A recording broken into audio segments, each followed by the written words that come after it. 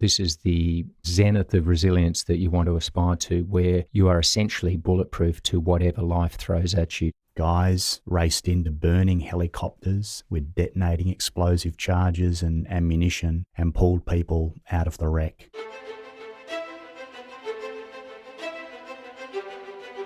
Welcome to the podcast where we track down Australian war veterans, have a chat with them, and hear their stories. I'm Alex Lloyd, and this is Life on the Line. The only thing I was scared of was failing, with letting down the people there that I was supposed to support. Things went south really bad. You've got to have an element of crazy to be good at what we do. There was an ego attached to being a gunfighter. I've been shot. Being around big tall trees, thick shrubbery, potentially connects him to other moments in his life during battle. It's not easy. Get out and walk in a minefield not knowing when your legs were going to get blown off. You know, we're a part of this The story of transformation is powerful. Ben Pronk and Tim Curtis are two veterans of the Special Air Service Regiment. The ex-SAS officers swapped their rifles for MBAs and co-run Mettle Global, a premium corporate advisory and management consulting firm that provide proven and practical solutions to uncommon problems. They are experts in crisis management, something the world really needs right now. They also co-host the Unforgiving 60 podcast, now in its second season. Ben and Tim have been guests on this podcast before, in Season 3's episode, SAS Leadership, with Ben Pronk and Tim Curtis. We talked about their backgrounds, what drew them to military service, and discussed military leadership in the context of the mission involving the MV Pong Su.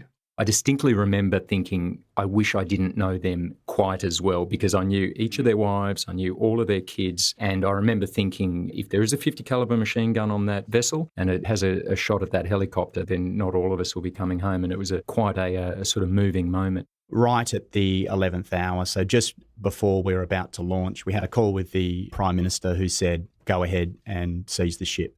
They came back on the podcast to share with me some new anecdotes and lessons of leadership, and to reflect on the tragic helicopter crash on 12 June 1996.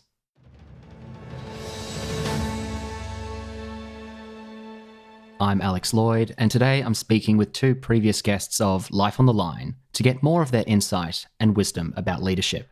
First, Ben Pronk, welcome back to the show. Thanks, Alex. And also a warm welcome back to Tim Curtis. Great to be with you again, Alex. First, guys, I wanted to have a brief catch-up. Last time we spoke, we covered your experiences in regards to seizing the North Korean drug ship, the MV Pong Su, and lessons of leadership pulled from that incident. Since then, you've reached new heights of notoriety thanks to senior investigative journalist Richard Baker. It has actually been pretty interesting writing on the coattails of an actual proper podcaster, as we do with you and more recently with Richard. But The Last Voyage of the Pong Su, Richard's latest series, was an amazing series in general, and yeah, really great to be a part of it. And you're one that we didn't program, we just accidentally collided into Richard, and actually he wasn't going to interview us right at the start. He thought... With good reason.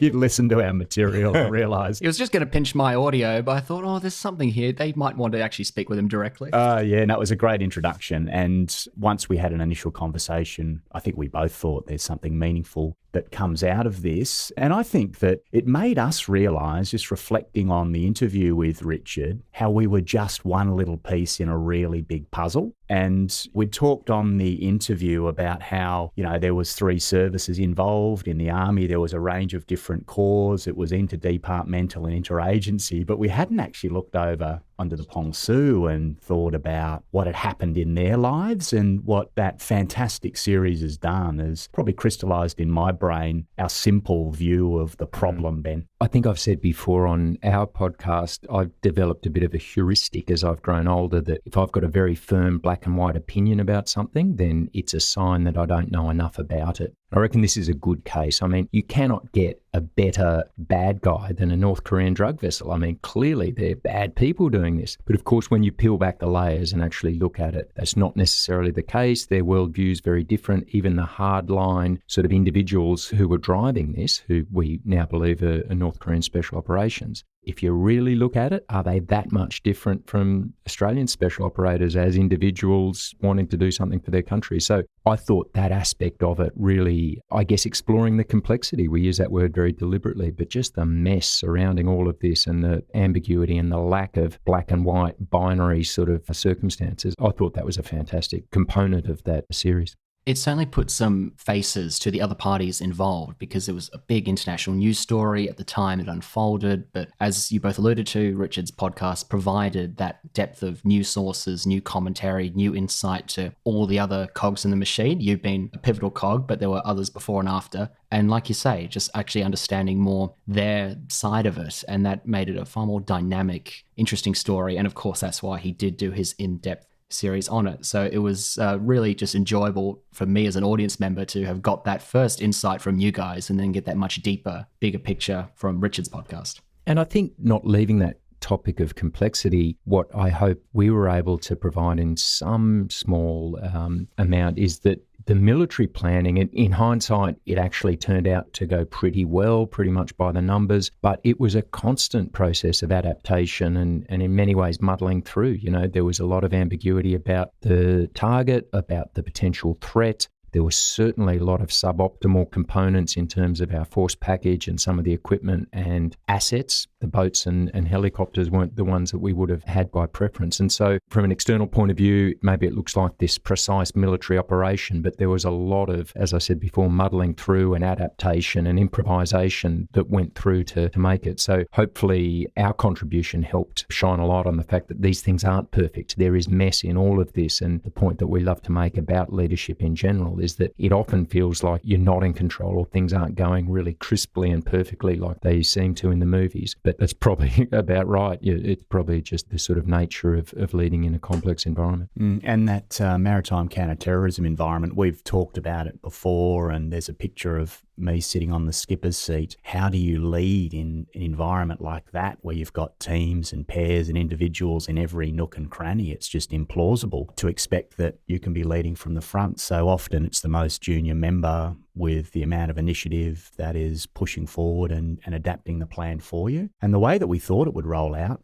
was not the way it rolled out. I mean, we had an expectation that the helicopter assault force would be easily the first on board, and that wasn't the case because of a variety of circumstances, including those cargo derricks. The boat assault force got there first, and they just modified the plan. And we've subsequently used that as to me, a perfect example of this concept of mission command, this idea that if you can have a centralised intent that's clearly understood throughout the entire organisation, but then decentralise the execution, so delegated decision-making authority down to the people at the coalface, you've got a better chance of success. And that's exactly what happens, that the folk doing that amazing effort of actually establishing those ladders and climbing out of that sort of sea state 4 in a suboptimal, underpowered rib, actually getting on board before the helicopter assault force, including myself, who all we had to do was slide down a rope. They were instantly able to switch to that high priority area of the bridge. They knew that that was the intent. We needed to seize that bridge first. They saw that we were still mucking around trying to find a roping point, and they just switched instantly.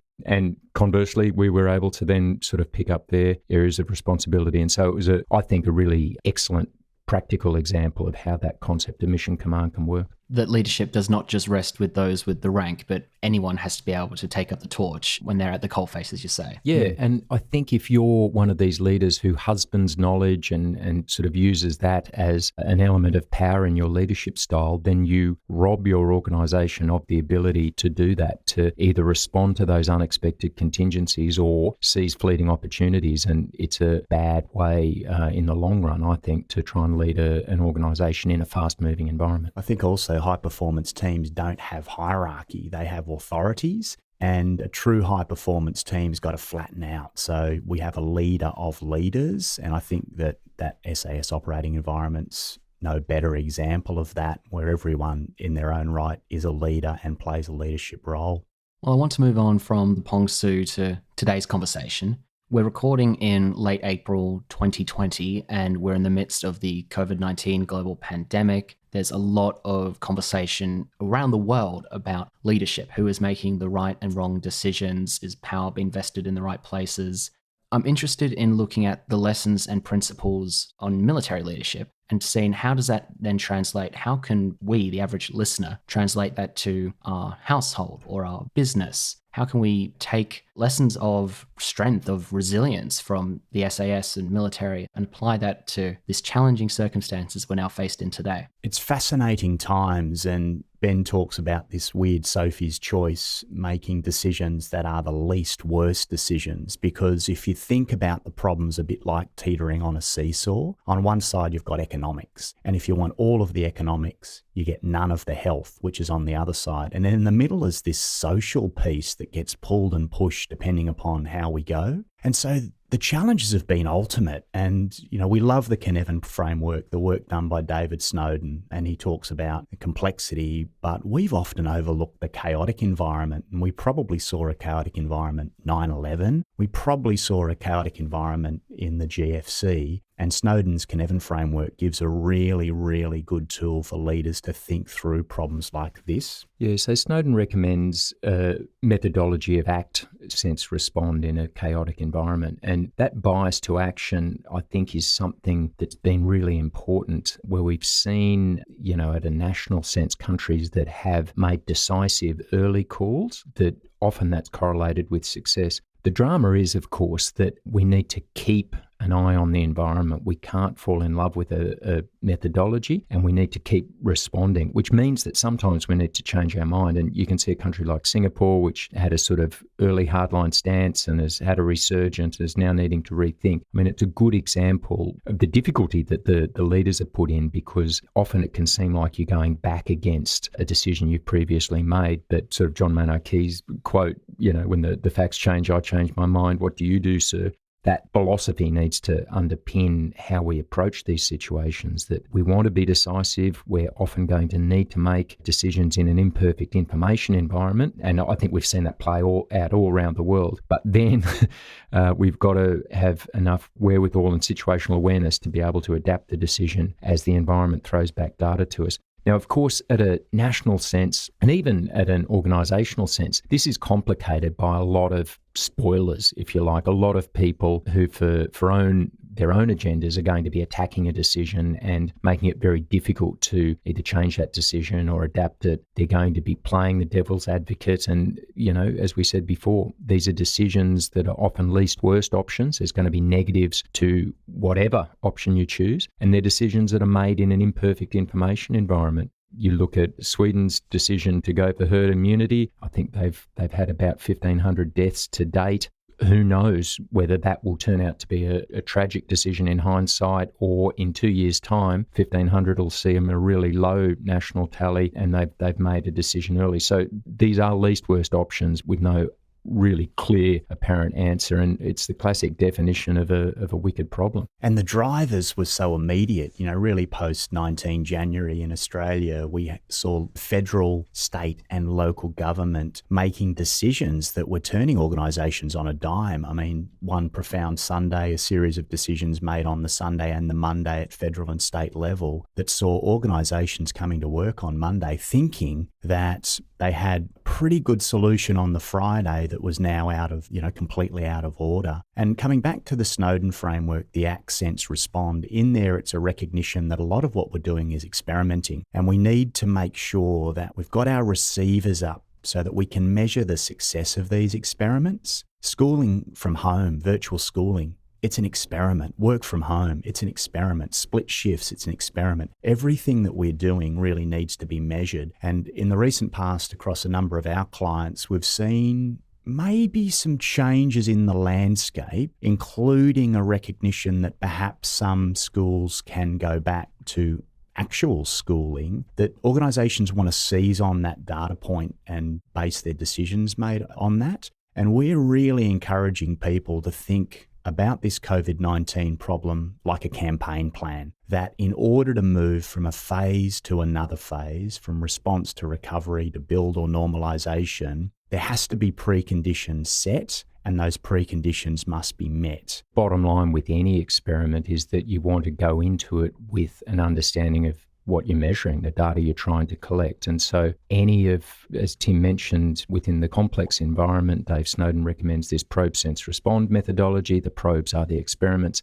any experiment we conduct, we want to have a good idea of what we're trying to capture. So what are those KPIs that we want to see out of this? If we're seeing them trend in a positive sense, we want to amplify that action, that experiment. If we see them trend in a negative sense, then we want to dampen it and modify our hypothesis. If we're thinking in that respect as a leader, then instantly we're geared towards any action we make, any decision we make, like work from home or sort of restriction on movement or shutting down an element of your business. We want to understand what that experiment is, what our hypothesis is, what that experiment's trying to prove or disprove, and what the metrics are that we want to gather back from it. And equally, exactly as Tim mentioned, we want to start thinking as early as possible about what right looks like, what the end state of this experiment is, and what kind of preconditions we want to see externally driven and internal that will allow us to, or inform the decision to change conditions, to come back to work or to reopen a business unit or to conduct a pivot, whatever it might be. Yeah, identify your worst case credible scenario, your mid case and your best case. Make sure that you're tracking those indices, particularly in the external environment. And I'd say health in Australia is probably tracking on a best case glide path, but the economics is slightly better than worst case. And on the campaign plan, the KPIs that Ben mentioned, those metrics, when we're looking at the internal feeds, those data points that we're getting every single day, but aggregating them so we're not missing any weak signals, but also looking outside the organisation to external metrics and bringing those things together. If we're able to map that for management teams, for decision makers in a dashboard, then we can see what's coming at us with velocity that might cause a big problem in our business. And in doing that, therefore, we can come up with this decision point theory so that we watch this metric, it's got mass and it's coming quickly. When do we need to make a decision? And then once we've identified that, what are the courses of action? What are our options that are available to us? Work them up, test them, present them to leadership for them to be prepared to make a decision rather than waiting for the problem to occur and then again go back to that reactive response piece. And I think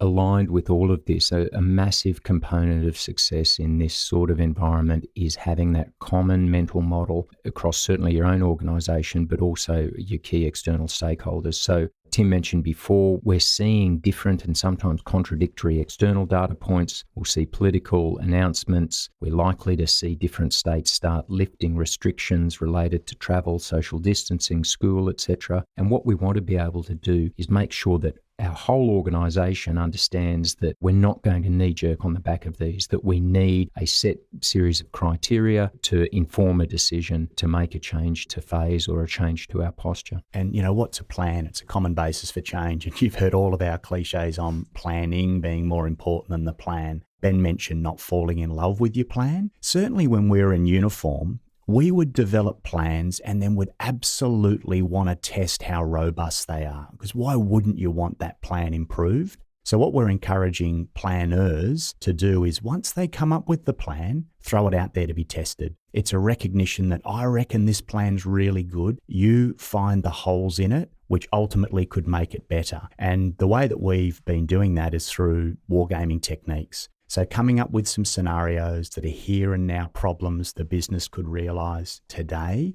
but then in the midterm and the long term. Longer term is more liability focused, both financial and legal. Shorter term is more health and safety focused. And using a model that, a couple of models actually. One, action, reaction, counteraction. We agree where the business happens to be. We present the problem. The business uses its plan to test whether or not the plan would stand up. And then we react to that and make sure that everything that we have in place is insulating us for success. This concept of wargaming is fantastic, and I think it's starting to get more traction and awareness outside of the military context. Wargaming within the Australian military appreciation process is the third phase. So we do some kind of intelligence preparation of the battlefield. So we work out, what's going on. We do a mission analysis. So we work out what we need to do. We do some course of action development, how can we achieve the mission, bunch of different ways. And then we do this step called course of action analysis. And often this is done through a war game. And from my military experience, this can actually be the real linchpin. I remember a situation when we had to go into East Timor in a really rapid time frame. We were very compressed. We were trying to catch a guy called Alfredo Renato who had seized a little facility in a town called Same. And we had a very constricted timeline and not much information, which kind of really compressed that planning process. And I remember the war game that we conducted there.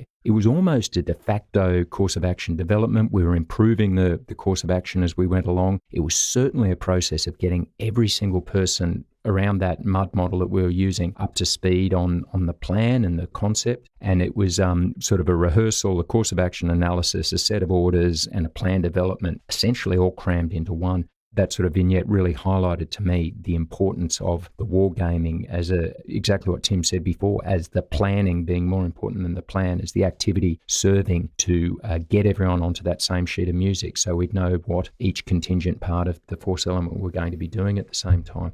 You talk about setting those KPIs and setting a wargaming pathway. Just using COVID as an example, where in March in particular, and you mentioned that Sunday, Monday, where there was just that constant rolling of big decisions at federal and state level. You've described before leadership being a contact sport, and I've always agreed with that analogy, but it felt like in this game, it wasn't just you were being tackled and having to reassess your play. The rules of the game were being changed during the match in terms of how points are scored, how you're allowed to tackle. It was a whole redefining of how all that operated. It's one thing to say, okay, we know we're sort of going with a overarching mission command set of principles or rules, but when the whole landscape is being pulled out from under you, it's having the perspective, I guess, or being able to force yourself to adjust to that bigger picture perspective, reassess, not just create a new plan, but create new rules.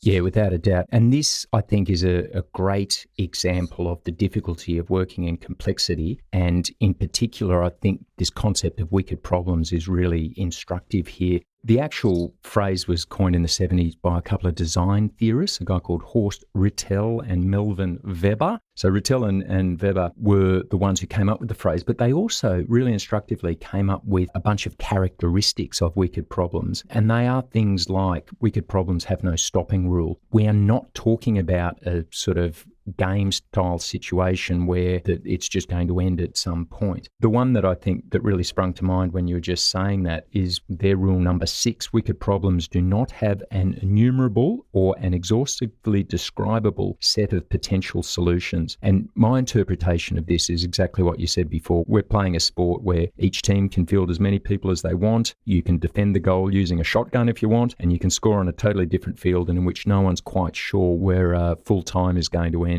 So if we're thinking about a rules-bound system when we're approaching these problems, we're setting ourselves up for failure. Which is why the campaign plan's incredibly important. And by way of one example of a wicked problem and considering organisational liability, which is better? Work from home or allowing some staff to come into work, because both of those dimensions have the risk of liability. But coming back to the point we made before, which is least worse? Is it better for staff to work from home and potentially get themselves into a health and safety condition, inclusive mental health or an urban ergonomics problem? Or is it better to have staff come to work and if indeed there is a workplace infection and transmission, that they're exposed to that? So there's no right answer, and it comes back to the principle of experimenting, making sure that we've got the receivers out there to measure, to test what we've done. And I think wargaming is a really, really instructive part of making some robust plans that are going to survive the COVID-19 campaign.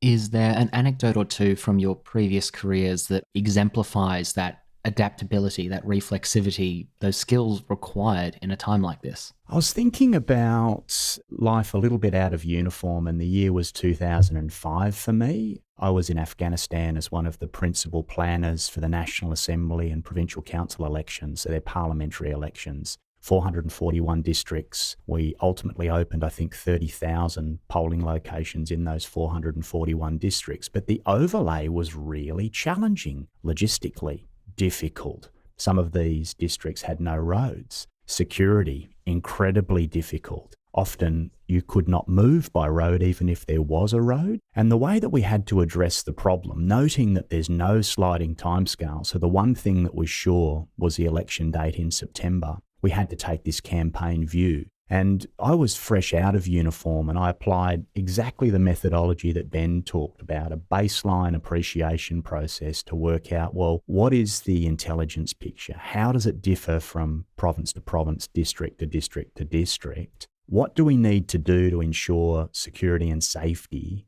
and a supply chain so we can move hard copy polling cards to a count centre? And most importantly, how do we keep everyone safe, including population of 14 million voters? And one of the fascinating things that I know we've talked about a lot was our inability to move freely. And we had to put tremendous trust into our local teams, including Afghans, to be able to execute the plan. And the way that we did that was through making sure that we had this shared mental model. Every week we'd run a synchronization session where each of the regional leaders and sometimes our provincial leadership would come and talk about what was happening in their province. And then we would, in some way, shape and form, exercise some theories against that. So principally run some wargaming scenarios on, is that the worst case scenario? How could it get worse? And is what we're developing going to be good enough to stand up on election day, considering what we're seeing on a daily basis?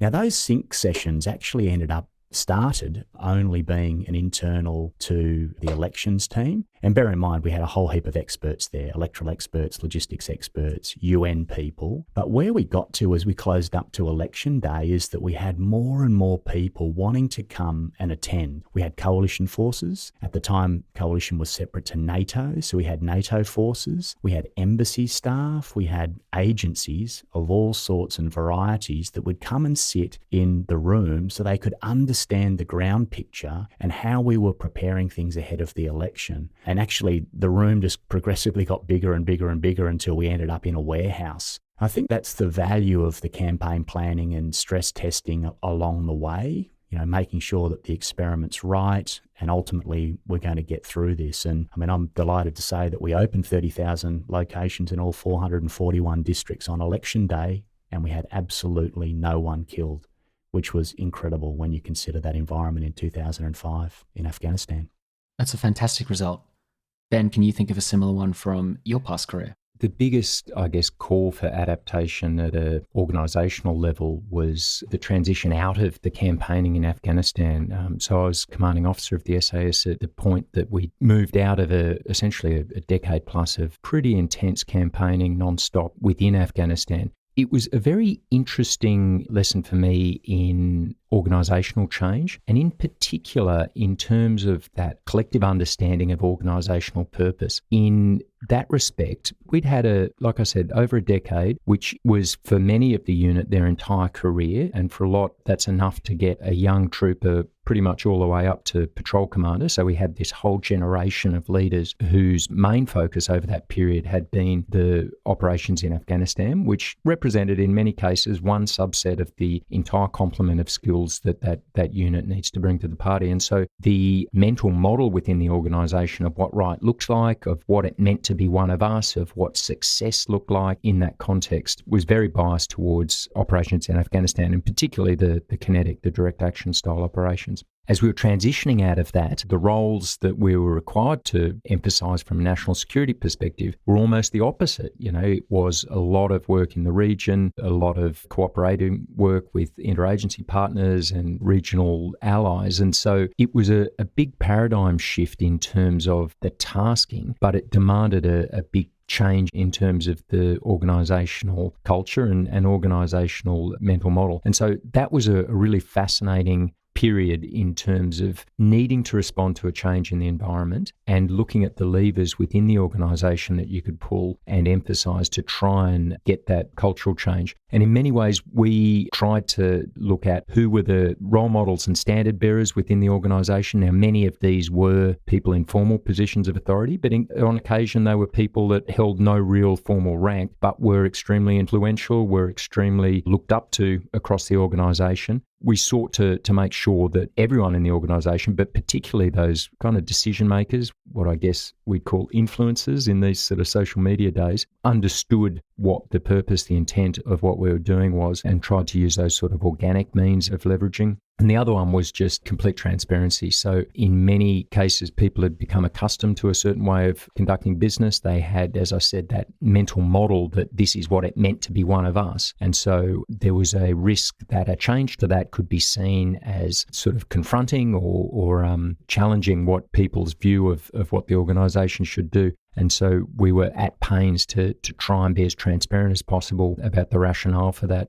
It was interesting. We also looked back into some of our foundation stories, and the importance of culture, I think, is, all these quotes, culture eats strategy for breakfast, all that sort of stuff, that really came back home throughout that period. But looking at the foundation of an organisation and what it means to be a member of that organisation, I think that was a really important part of how we approached the change. Because we found that the roles that we now needed to emphasise and that correction back to a much broader range of roles and capabilities was completely in line with why the organisation was set up in the first place. So rather than this representing a challenge or a change of what it meant to be a member of that unit, it was actually entirely consistent with the real raison d'etre of that particular organisation. And so we leveraged off that to a large extent in, I guess, marketing or communicating the change internally. Actually, a question from me.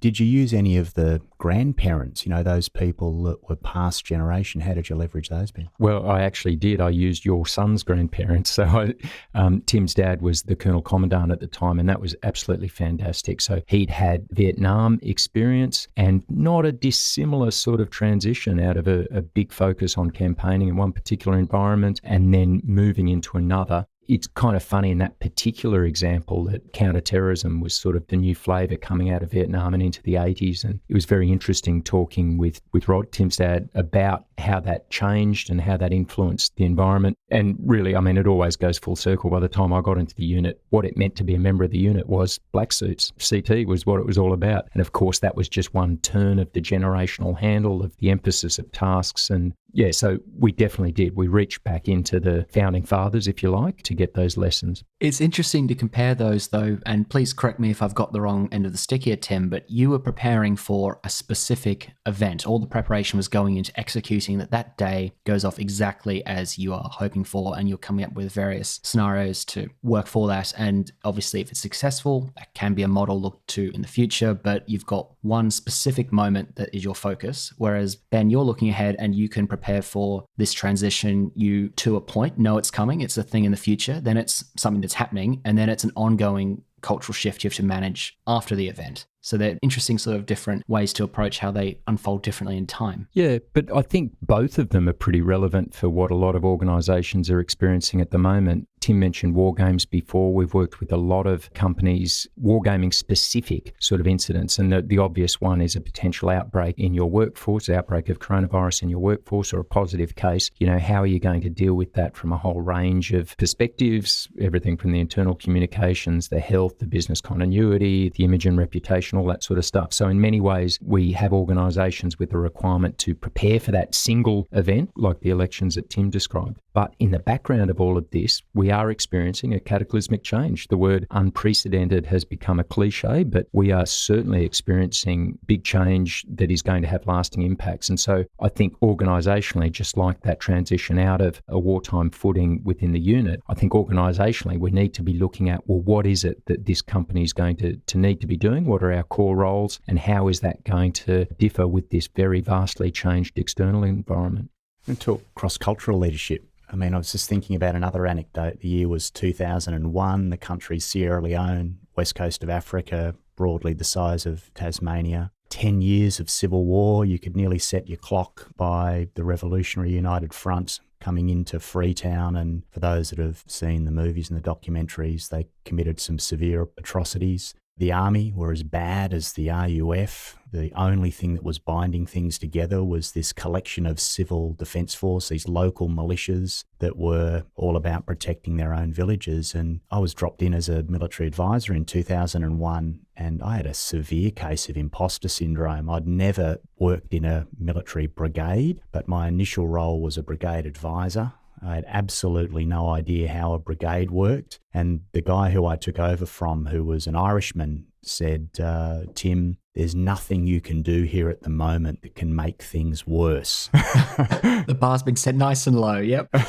You ended up making If anyone can make it worse, it's me. We trust you. I ended up, the most fulfilling part of that whole period, about 9 months in Sierra Leone, was with a battalion called 10 Battalion. It was the furthest battalion from the capital, Freetown. It was right down in the diamond fields and the Kailahun Finger, headquartered in a place called Kenema, which was an old diamond town. And the commanding officer of 10 Battalion, a Sierra Leonean, big jolly fellow called John Mansaray. He was a former diamond trader himself. He'd been blown up by a landmine. He was riddled with scars from that particular event. There was no buildings. This is an environment that was incredibly challenging from a health perspective. HIV riddled the country. At any particular point in time, 10% of the soldiers were out with malaria, and there were things like Lassa fever, which was transmitted by rats to humans, and if you picked up Lassa fever, you were dead in 24 hours. So the whole operating environment was it was unbelievable for an Australian to go to this place. And I had 600 people in that battalion, but then 500 pro-government militia. And as I walked up to the tent, because the battalion had no buildings, John Mansaray leaned back in his chair, put his hands behind his head, and he said, "Well, Captain Tim, welcome to 10 Battalion. If you want to run the battalion, no problems." It was an interesting little introduction, and I do remember saying, Colonel, your job is to run the battalion, my job is to advise you, and together we'll get a very good result. But the cross-cultural part for 9 months was absolutely unbelievable, and certainly a boy's own adventure. But leading in that environment was also very challenging. I mean, the one thing, of course, you start with is, right, well, who are these enemy? The Revolutionary United Front, what's their intent? What's their capability? How have they attacked before? How do they defend? Where are they? And one thing that dawned on me was there was a small element in the RUF that the Sierra Leone Army were absolutely terrified of, and it was called the Small Boys Unit. These were kids as young as 6 who were generally taken from their families, abducted as displaced people moved from Sierra Leone over the border into Guinea, and they were taught to fight. And they were given drugs and alcohol, and they became this pure group of fighters who knew no fear. And in every assault that the RUF had, it was led by the Small Boys Unit. And towards the back were the leaders, and right at the very back were what they were called bushwives, who were carrying the ammunition to resupply forward. But the most feared unit was this Small Boys Unit. And through the course of 9 months, we captured quite a few boys, including one that I think I've shown Ben a picture of, a boy by the name of Alaji Sese. I'll never forget his name. And this kid, never seen a white person in his life, was sitting on the steps of the cells at battalion headquarters, and he's absolutely terrified. But he woke up one day in this village and realised, this just doesn't feel right. I've been taught to fight and I've been given drugs and alcohol, but it just doesn't feel right. And that boy walked 40 kilometres to a checkpoint where we picked him up. Quite incredible.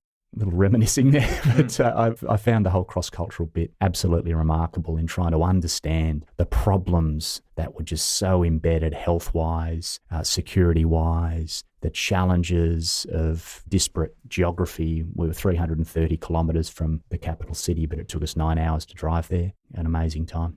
It's a deep paradigm shift. You have to become fluent in a completely other culture and situation to understand how to set these new parameters and goals. Yeah, and the one phrase I really dislike is the person has no experience. Because I think if you've got energy, experience comes quickly. If you're able to put your mind to analysing the problem, the box set of things that drive an organisation, or in that particular case, the unit that I was posted to, and everything that confronted them from a health, security, community challenges, then you tend to pick it up really quickly. And most importantly, as a leader, and definitely it was undoubtable that wherever I went, people deferred to me for decisions, but empathy.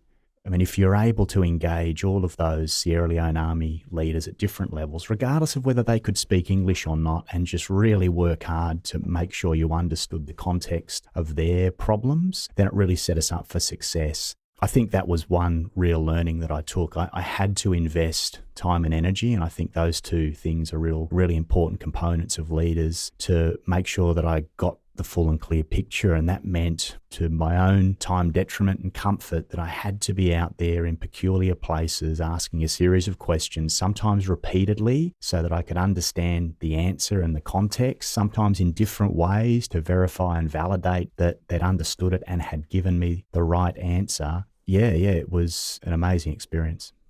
It's funny, we love that saying, experience is the thing you get just after you need it. And I think Tim's point's excellent, that yes, you can develop experience, and if you're clever enough to reflect and learn from the things that have happened to you, then clearly that makes you better positioned to face similar or even novel situations in the future. But this idea of experience is kind of relying on you having stuffed things up in the past. And I think that recognition is important as leaders, that we need to maybe go a little easy on ourselves. I think we work with a lot of people who I believe have the impression that they're failing as a leader because things aren't working out perfectly, or because they made a mistake, or they stuffed something up, or their decision turned out to be wrong with the benefit of hindsight. What we should be doing is looking at these as those sort of experiments and getting whatever data we can. We love running sort of hot washes, debriefs for organisations to really try and codify that at a collective level. But I think at an individual level, if we can change our mindset to look at our mistakes as the gaining of this experience and really trying to extract the learnings from it, then we're going to set ourselves up in a better way. And it comes back to this concept of resilience, which I think is really important as we look at this coronavirus situation, because it's going to be really easy to beat ourselves up about how we're leading or how we're working through this situation. And it's going to be really easy to look back with the wonderful benefit of hindsight and say, oh, we made all these mistakes.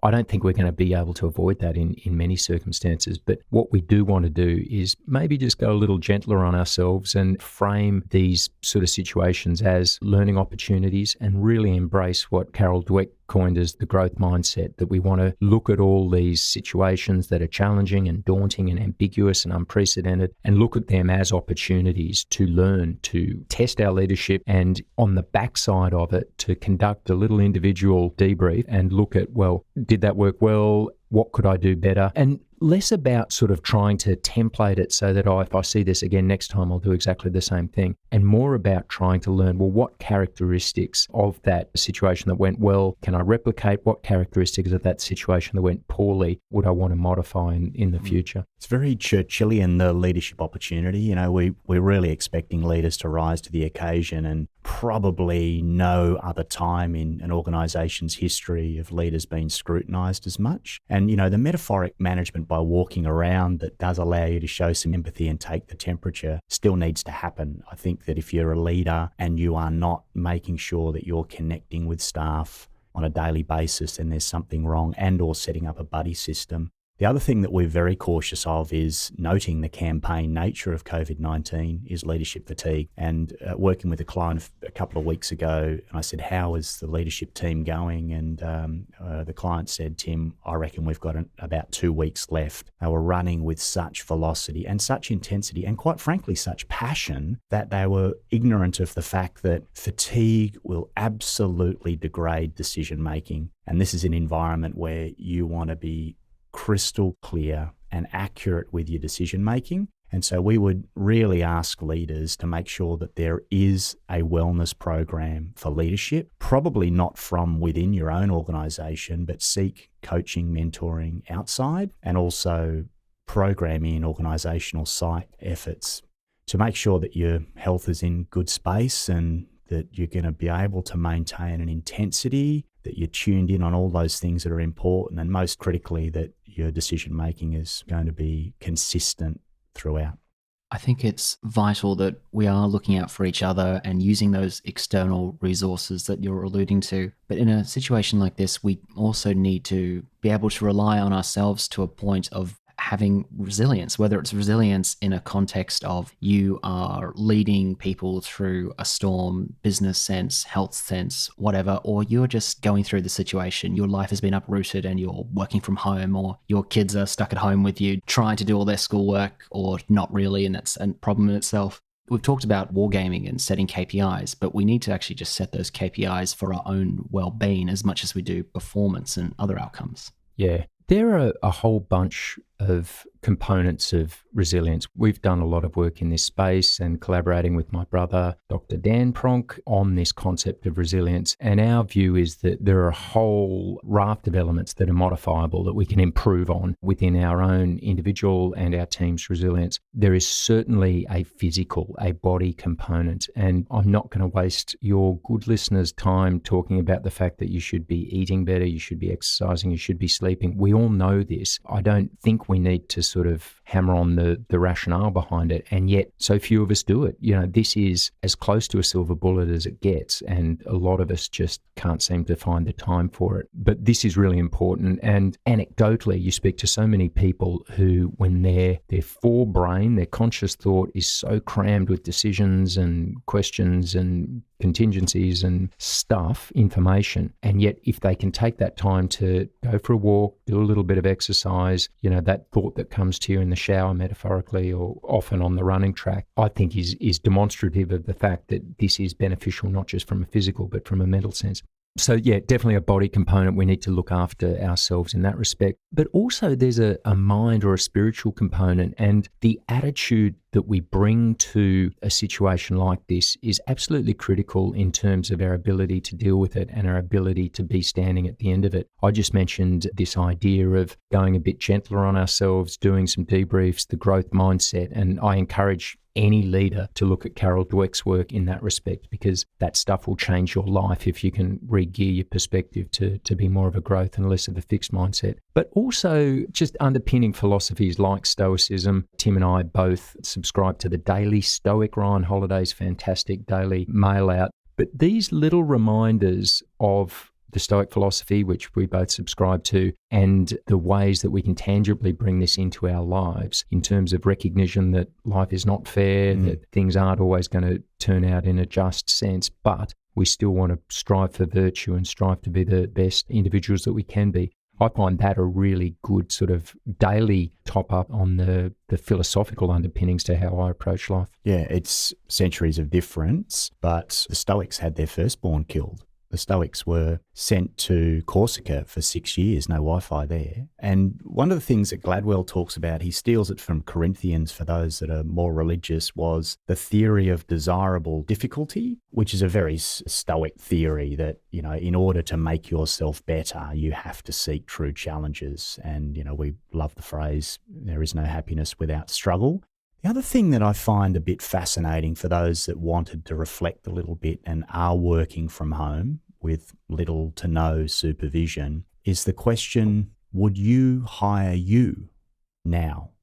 Now that you know how you are without any supervision, would you hire you? And that's a bit of a tell for me personally. I like to ask myself the question, you know, did I achieve everything today that I would have under normal business circumstances in a work now that I am working from home? I wonder. If I had my time again, I would not hire you, Tim. Speaking of hiring each other, you guys are, in a sense, at the coalface of this situation. You run a business together in crisis leadership. How are you, I guess, taking the temperature of the country at the moment, and how individuals and organizations are coping with it all? It's been fascinating. It's certainly been a busy period for us, and we don't take that lightly or for granted, given all of the upheaval in employment and the wider economic landscape. From a professional sense, it's been fascinating and very rewarding, I think, to work with organisations across a whole range of industries as they come to terms with this. And it's been really interesting from my perspective to see the different potential impacts across a broad section of our society. And the economic one is clearly one that's constant throughout, and that livelihoods kind of impact that Tim alluded to before is well and truly in the foremind of all of our clients. We're working with a client in the aged care sector where it's really the lives as well. So for a lot of us, we are probably not concerned about it, for younger people, not that concerned about actually dying as a result of this disease, but there's a massive segment of the population for whom this is a real possibility. And so that helps crystallise the real urgency of this. And I think, certainly from my perspective, really reinforces this requirement for us to, I think, prioritise our collective responsibilities over our individual rights to an extent. It's been interesting for me, I guess, from a national philosophical point of view, to see the United States' attitude towards this. This is a nation that's always prided itself on this concept of freedom and individual rights, and I wonder if that isn't to a detriment, that we are seeing large swathes of that population wanting to prioritise their individual rights over their collective responsibilities, which potentially can have a really detrimental effect at a societal level. So, and typically we've always had this rules-based structure, haven't we, Ben? I mean, most organisations have plans, procedures, they're very clear on what you can and can't do. Well, we know that's not working right now in the arrangements that have had to be put in place. So we're encouraging organisations to go to this principles-based system to try and adapt their corporate culture through this. There's opportunity there where staff don't need rules, because they just understand the broad principles and, the guidance and intent and all those other critical components that give some steerage on priorities, but they work to the best intent of the organisation that's underpinned by some solid principles. I mean, rules can be gamed, principles can't really be gamed. Mm. And I mean, the second you set out rules, people are looking to game it, whereas I think principles in many ways make the discussion about adherence a lot easier. You're not saying, well, in accordance with section 34B of para 2 of our charter, I can do this. It's more about, does this make sense? Are you doing what you can to socially distance in this case? The organisations that can adopt that really strong ethos, sort of principles-based philosophy, are generally set up well to deal with these more ambiguous sort of circumstances. And the measures of effectiveness and feedback loops, I mean, the companies that we're seeing do this well are getting some great results in seizing the opportunity that does present through crisis events. So setting up a hotline, an email account for any staff to provide feedback, innovation ideas, things that could be done smarter and better, and probably a call out for all of those who are at home and have spare capacity. I'd seek to be repurposed, because there's individual opportunity here to grow yourself, your skills, your knowledge in an environment where you probably wouldn't really get a similar amount of opportunity. If you're back at work, you'd just be going through the daily grind. But now, where the business is focused on the things that are really, really important, there's a chance for you to retool, repurpose, and switch out to main efforts to support those. It's a growth opportunity for exploring new options, new way of doing things, or just self-betterment, while at the same time embracing what Ben was saying of, don't judge yourself too harshly. Let's just take it as we go. Yeah, and this point of perspective is a really critical one.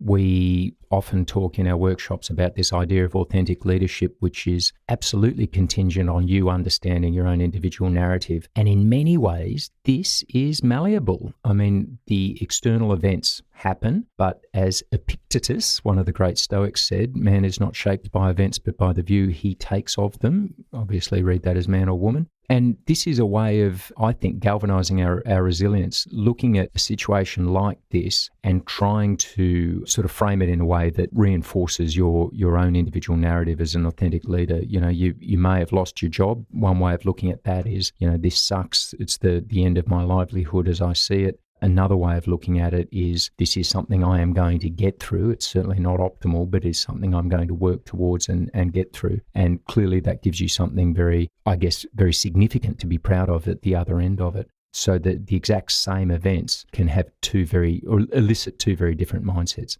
Certainly all of those resilience building blocks do bring us to the necessary task competence in your job. The more you are comfortable, unconsciously competent, the more successful you'll be. But there's another component here that does link back to where we are in work from home arrangements, and that's the ability to adapt. Yeah, and within our own resilience model, we see this idea of adaptation as being the sum total. This is the zenith of resilience that you want to aspire to, where you are essentially bulletproof to whatever life throws at you. So by having adequate investment in all the other layers, the things like your own mind, your own body, your task confidence, your professional purpose, it gives you a platform from which you can face any challenge, including those that are novel or unexpected, the metaphorical black swans, And so really that is where we want to get to, this idea of having that unconquerable soul, to coin a phrase, where you have enough foundation in terms of the investment in your own resilience and professional and personal competence that you're ready for whatever life throws at you. Yeah, bomb-proof balance sheets, yes. Bomb-proof supply chains, yes. Bomb-proof third-party dependencies, yes, but also bomb-proof people. And I think this is a great test to do some self-reflection on how resilient you are. And if the tide is out in any of those areas that we've talked about, seek an opportunity to top it up. We're releasing this episode on the 12th of June, and I understand that's a rather significant anniversary. Yeah, it is. The 12th of June 1996 specifically, one SAS squadron and aircrew from a squadron of 5 aviation regiment just completed some final orders up in Townsville just after dark. It was a pretty routine live fire special recovery training exercise. The mission had been rehearsed by day. There was nothing particularly unusual about the night mission profile. The whole concept was to exercise the recovery of Australian hostages being held offshore. So speed was of the essence, and the helicopters were to get pretty much right over target, drop ropes, and allow the SAS operators to go down the ropes and both fire live fire and use explosives to recover some simulated hostages. The Special Operations aircrew flew on night vision goggles, and at about 30 seconds they changed formation, and that's where some significant problems occurred. 2 Black Hawk helicopters collided into each other. Both crash landed, killed 15 SAS soldiers and 3 aircrew. Also invalided and injured a significant number more. The one thing that's not known about the night is that there were also 14 bravery awards as guys raced into burning helicopters with detonating explosive charges and ammunition and pulled people out of the wreck. Quite incredible. That is tragic, and I can only imagine confronting on a number of levels. From the clinical organizational perspective, you're losing a great amount of resources there in terms of cumulative experience and professionalism, down to the human cost and the effect that would have on the families, the survivors, and the morale, esprit de corps of the regiment at the time. I was in the Army. I was still at the Defence Force Academy. I was a third-year cadet when it happened. So my own sort of reflections from this are only second-hand, but certainly having served in the units very closely with a lot of people who are involved, one of the most poignant sort of vignettes that sticks out in my mind was from one of the survivors who described the period immediately afterwards and just the funeral after funeral after funeral, and that sort of constant period of grieving and the impact that must have had. And he describes in particular one memorial service held at the unit near the Memorial Rock, which is a very special, sacred sort of place within the organisation where the names of the fallen are inscribed. And as they're conducting this memorial service, in the background is the sound of gunfire, and already the unit, who had lost best part of a third of its counter-terrorist capability, was getting replacements, getting people trained up at short notice to take that position on the metaphorical front line. And that description of these grieving individuals, men and women, taking time to pay their respects, but concurrently the organisation replacing their fallen, is something that has always stuck with me, and I think speaks volumes to the nature of that unit and I guess inherent risks in a lot of what they do. My father was actually a helicopter pilot as well, and I remember he always used to, or he had a plaque, a little sort of decorative plaque, which had an inscription that said, "Flying is like the sea, whilst not inherently dangerous, can be extremely unforgiving." I've always had that in back of my head. You can get very, not complacent, but you get very used to doing things, accepting of things that you do a lot of planning, you do a lot of training, you do a lot of equipment checks to make sure that they're not inherently dangerous. But gee, they can be unforgiving if something goes wrong. And I think it speaks also to the resilience of individuals and teams in that unit. I did selection in 96. I'd just finished and I was waiting to join my reinforcement cycle. And actually I was posted to one squadron, the squadron that was involved that night. And so there were guys in my troop who had been on board the aircraft that had crashed, and their stories were quite incredible. In fact, one of my favourite worst stories was one guy who had the whole transmission come down on his head and spine, and he was carried out of the burning aircraft with ammunition and explosives detonating all around him. He was taken to the triage point, and the squadron sergeant major was yelling at him to wiggle his toes, and they were watching to see if he could wiggle his toes. with all of the pain racking through his body, he just managed to wiggle his toes. That was about all he could do. And the squadron sergeant major said, "You're priority 3, the lowest priority casualty that you could get," which kind of gives an indication of what else was happening that night. And fast forward into Townsville General Hospital, he was in intensive care unit, tubes everywhere, and he woke up and his family were there. And his family were just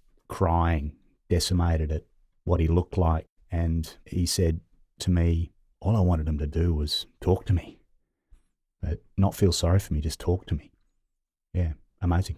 What was it like, Tim, being a young guy having just joined that regiment, and from your own point of view, before that crash, full of, I'm sure, pride and satisfaction and excitement at this new shiny stage of your career, and then something that significant, that tragic happens? Did it take the shine off it? Was it a reality check on the dangers of what you are getting into? Not for me personally. I think it definitely affected the unit because we did see a period of inquiries and investigations that went on. Let's probably sit that to one side for the time being because it was necessary, but that long hangover definitely distracted some of the leadership. Coming into the squadron, it was fascinating to watch the way people rebuilt. And the lessons were learnt from that night, but it was, to Ben's point, a necessity to make sure that we could deliver capability that was important nationally and the ability to project that capability anywhere, which is exactly why they were training in the way that they did. Because when things come up, they come up at short notice. And if you haven't run those sorts of profiles that do inherently carry risk, then you're never going to be successful in operations. I love my time in one squadron as a young troop commander. I really soaked up everything that people talked to me about, particularly that night, so I could understand, try and get my head inside the leadership challenges. My OC was the OC on the evening, and I've really enjoyed his mentoring and tutoring on the challenges for leaders when you've just had 15 of your team killed and many others invalided. And he speaks passionately about that night. I really loved my time there. Well, the scheduling of this episode was coincidental, but when you guys pointed out to me what this date is before we started recording, I thought it was important to acknowledge. So thank you for sharing your memories and reflections on that. No worries. You're welcome. It's been quite an in-depth conversation on principles of leadership and resilience and applying anecdotes and lessons from your past lives into the current situation. And it's been also really interesting to hear the situations you're grappling with at the moment. Another thing you guys are currently dealing with is the ongoing second season of the Unforgiving 60 podcast. Before I just ask you for general highlights or things we have to look forward to coming up, I remember you kicked off the season discussing tactics for the zombie apocalypse. I have to ask, did that include tips on stock up on toilet paper? Are you to blame? Very Nostradamus, wasn't it? Well, in retrospect. Although our top tip was seize your local Bunnings, use that as a supply base. So no, we didn't think about toilet paper, which we probably should have. So not that prescient. But yeah, no, time will tell whether our tactics actually work. We had some great feedback. Tim's genius plan of setting molasses traps to... Wait, integrated obstacle plans that culminated in a molasses trap, a large trap that the zombies would end up in. And then to run them molasses. over with headers, with combine harvesters. We've subsequently received feedback from a good friend of ours who actually knows what he's talking about, unlike either of us, and says that you'd probably get zombie bits clogging the headers. Apparently they tend to clog quite easily when you run over things like zombies, so we might have to refine the plan. And, to that point, the current real version of a molasses trap is staying at home and washing your hands and exercising good hygiene. Tim, I reckon you are drawing a long bow to try and claim any sort of... I pretty much invented it. You guys were brutal. I know you killed off Mark Wales, former SAS officer. So... Hang on, he killed himself off by his refusal to remove that jacket, which we subsequently had a great episode with Mark reflecting on his choice of attire for different situations, including the jacket and snakeskin boots on a tropical island. Cowboy boots in Samoa for Survivor. But he did fight back and he gave some good justification on why he shouldn't be killed off. I've spoken to Mark's wife, Samantha, and she has fond memories of him bringing that jacket on Survivor, so I'm sure he won't regret that too much. Yeah, well, maybe the ends justified the means, but I still remain adamant that he's dead within the first 24 hours of a zombie apocalypse. Whether he can make guacamole or not. Zombie apocalypse aside, what are some other highlights that are already out with the Unforgiving 60, or the general gist of what listeners can look forward to if they go over and check out your channel? So Monica Georgieva, first female infantry officer in Australia, served in the 1st Battalion up in Townsville, also had 2 runs at SAS selection. If you want to be inspired by an incredible female leader who is about 5'4", and I think on selection she was 51 kilograms. That's a great episode to listen to. Another one of my favourites is Mitchell Martin. So just turned 23 years old, incredible musician that we were very fortunate to have in the studio with his guitar. He has a track syndicated with some others on Spotify that's had over 500,000 downloads. And the really tragic side of this for our entertainers is the big impact it's had on them. So I think as he walked into the studio, he had his last gig cancelled. And so, we're imploring people to get out there and support our comedians like Mick Nevin and Diana Nguyen, who we've also had on the show, like Mitchell Martin and others. We know everyone's doing it pretty tough, and there's some good innovation too. I watched him the other night on a Facebook live jam, which he did from home, which was super cool. And he's just released his new song called Be Myself, which I think is really special. It's about just being yourself and ignoring all of the other distractions. We also spoke with a guy called Alec Torelli, a professional poker player, which I found a fascinating episode, not being a sort of poker player myself, but really interesting, not only on the poker, but also what he's drawn out of that in terms of his view on risk and, dealing with people and decision-making under stress and tells and psychology. Some really interesting insights from someone who's very much at the top of his game. Heather Taylor, who's trying to row her boat from California to Hawaii, has been a little waylaid with the virus. She had to go into isolation, but she's currently training using elastic bands and waiting for an opportunity to get to her boat and launch it. Wouldn't that be social distancing if she... That's what we said.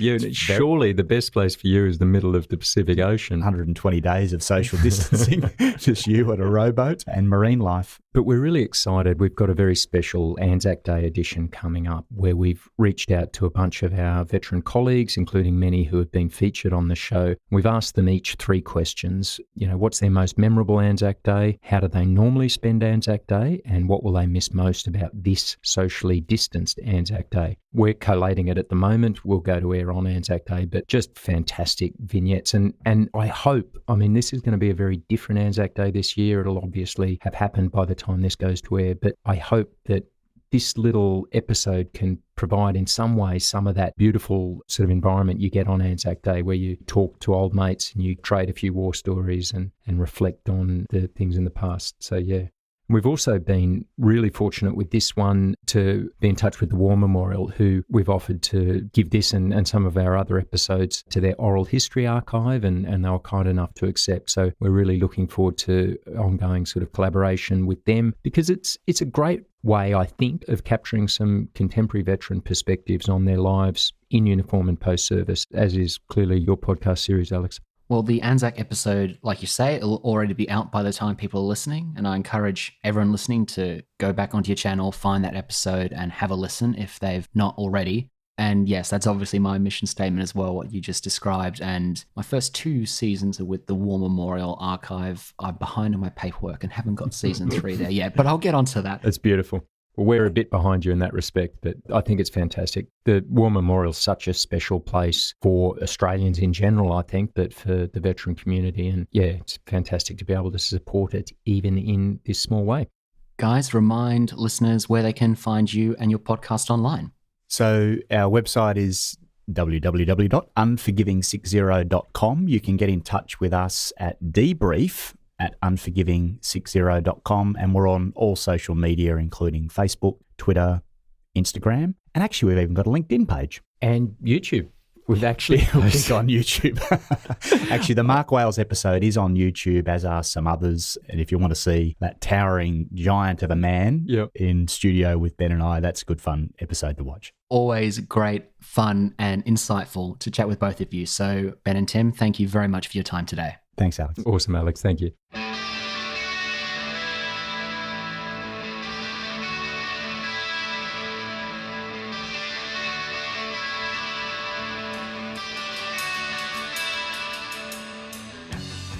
More of that music in just a moment. We're going to close out today's episode with the song US Radio by SAS original rock band The Externals. This is in honour of my guests, as Ben and Tim use this track as one of their main theme tunes for The Unforgiving 60. Follow this podcast at Life on the Line Podcast on Instagram and Facebook, and at LOTL Pod on Twitter.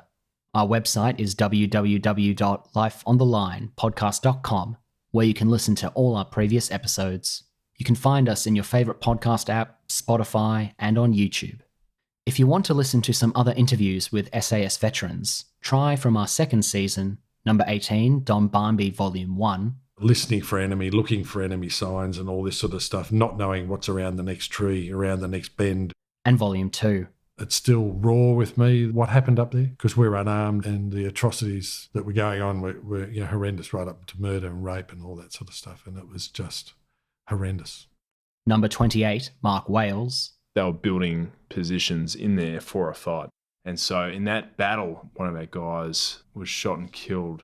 Number 31, Dr. Dan Pronk, Volume 1. Certainly I'd been part of medical teams that had lost people in the past, but it was always in a hospital environment, and it still hits home to a degree, but it was just a whole different level when it's someone you know, someone who you've had breakfast with, the day before, and also when you're the one everyone's looking to as the person who's going to save this situation, and you simply can't. And Volume 2. I knew that at some point I was going to need to deal with all the events that had happened leading up to there. I knew that I would go from that fast-paced life to a much slower-paced life. And yes, that is Ben's brother. And don't miss number 36, Mark Donaldson, VC. People will die. It might be you. It might be your mate. It might be the brand new guy. It's going to happen at some stage because there's lots of bullets that fly around, or there's dangerous work that we do.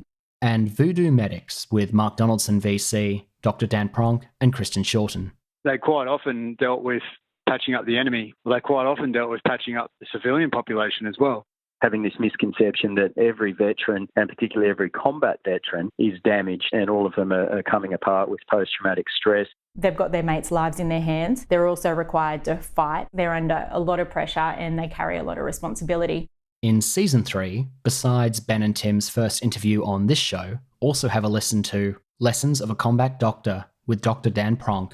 But I never had any doubt or second guessing. So mentally that was like, hang on, I got this. Yeah, I'm injured. Everyone's injured. I'm losing weight. Everyone's losing weight. We're all broken. We're all sleep deprived, food deprived. But it was from then on in, I decided that unless I physically broke to the point where I couldn't go on, or they physically removed me from the course, that I was going to get to the end of it and then just see how the chips fell. Number 60, Nick Caldwell. But if you're there because you want to fight war at the tip of the spear and you want to be thrown into the hardest, most arduous tasks possible, then you're in the unit for the right reasons. Number 68, Harry Moffat. The single greatest sacrifice I've made is my family. And Christmas on the Line, Volume 2. We're on 24/7, particularly as team leaders. You're either sleeping, planning, or on the job. And join us on Tuesday week, June 23rd, for Harry Moffat's return to the show. The leader is there to hold the light in the dark, to show the way forward. Subscribe to this podcast in your app of choice for all future Special Forces episodes. Life on the Line is brought to you by Thistle Productions. Artwork by Big Cat Design, theme music by Dan Van Werkhoven. Closing music, US Radio by The Externals. Thanks for listening, and lest we forget.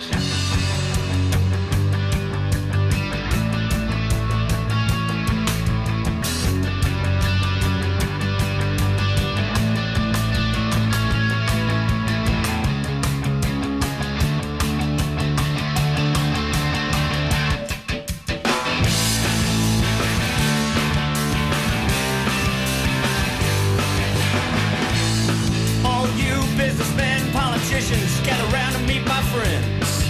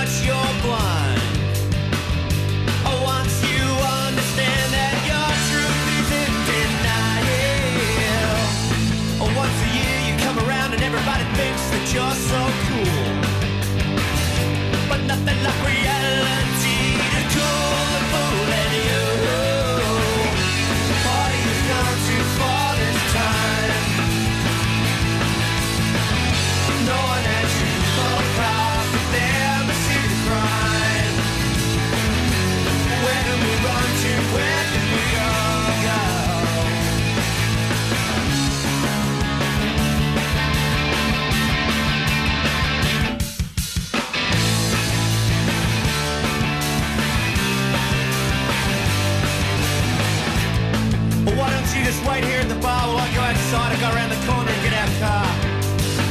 We'll leave this old town behind, buy some beer, drive down south till dawn. Or we can cruise down along the coast, maybe park down by the swell. Tune into the big US radio 18.